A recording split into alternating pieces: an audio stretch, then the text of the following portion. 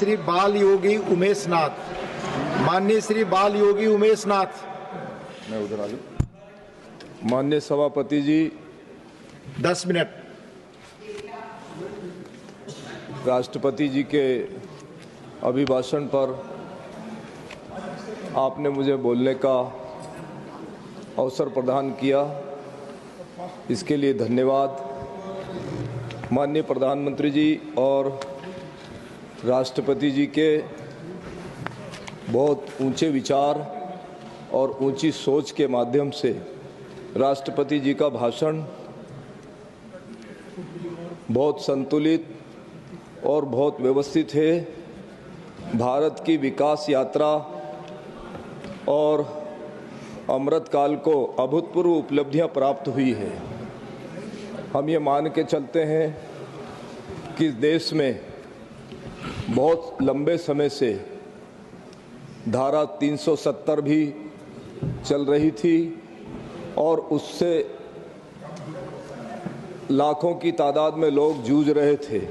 इधर श्री राम जन्मभूमि जो पिछले 1000 साल की समस्या थी, उसका समाधान होने में बहुत विलंब हुआ और उसमें 500 साल तक इस देश के ऋषि मुनियों ने संघर्ष किया और वो संघर्ष का काल पूर्ण हुआ और इस देश में निरंतर इंफ्रास्ट्रक्चर के माध्यम से बहुत सारे रोड बने, कई पुल बने और उसमें अयोध्या तक जाने के लिए लाखों लोगों को खूब सारी सुविधा हुई।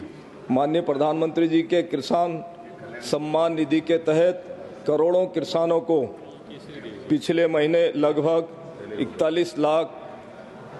4,41,00,000 रुपए की राशि का भुगतान भी हुआ।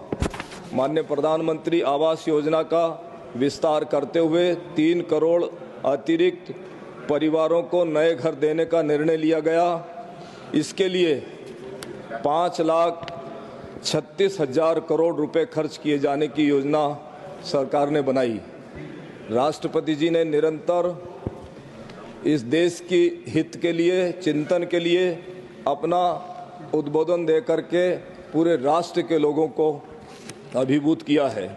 बजट में माननीय राष्ट्रपति जी ने अंतिम पंक्ति में खड़े व्यक्ति को भी दृष्टिगत रखते हुए उसकी विकास की ओर ध्यान दिया है।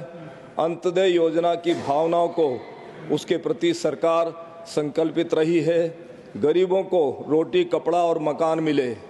एक तरफ पिछले अनेकों वर्षों से हम ये बात सुनते आ रहे थे कि तुम हमको वोट दो, हम तुम्हें रोटी और कपड़ा और मकान देंगे, लेकिन जब से इस देश में माननीय प्रधानमंत्री जी की सरकार आई तो सबसे पहले गरीबों को रोटी, कपड़ा और मकान देने का संकल्प लिया गया। वो अभूतपूर्व व्यवस्थाएं स्थायी रूप से मिलने, उस पर माननीय प्रधानमंत्री जी का पूरा ध्यान केंद्रित रहा है और समाज उससे लाभान्वित भी हुआ है।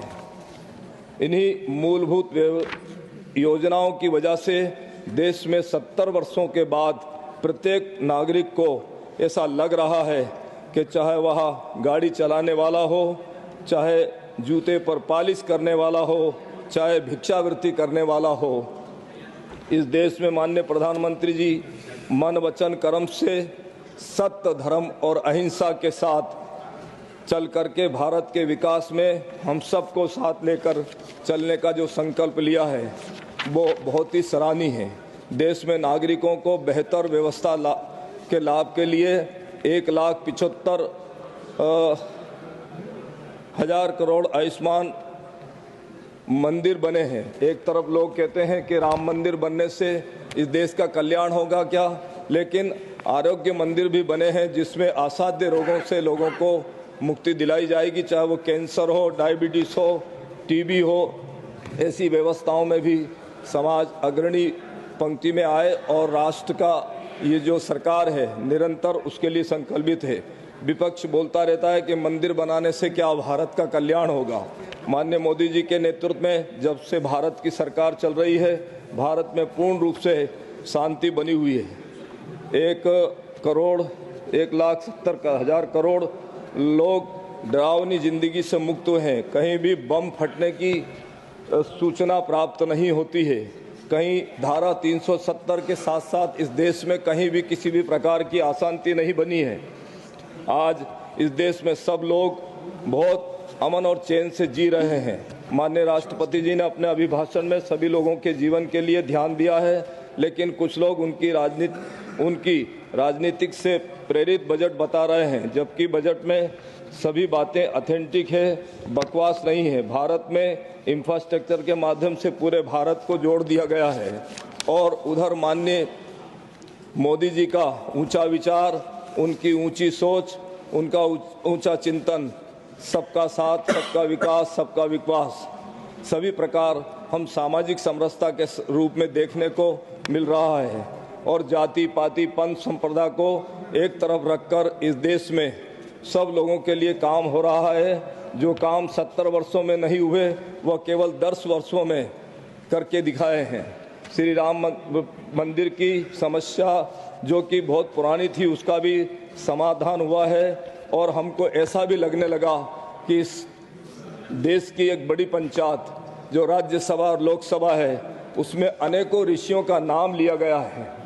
माननीय प्रधानमंत्री जी के आने के बाद लोगों के माथे पे तिलक लगना देखने को मिला है, हाथ में रक्षा सूत्र बांधने को देखने को मिला है और इस देश में सब लोग सनातन धर्म की परंपराओं के साथ जीने का अधिकार जिस तरीके से लोगों को मिला है, मैं समझता हूँ कि घर घर सनातन की चर्चा हो रही है।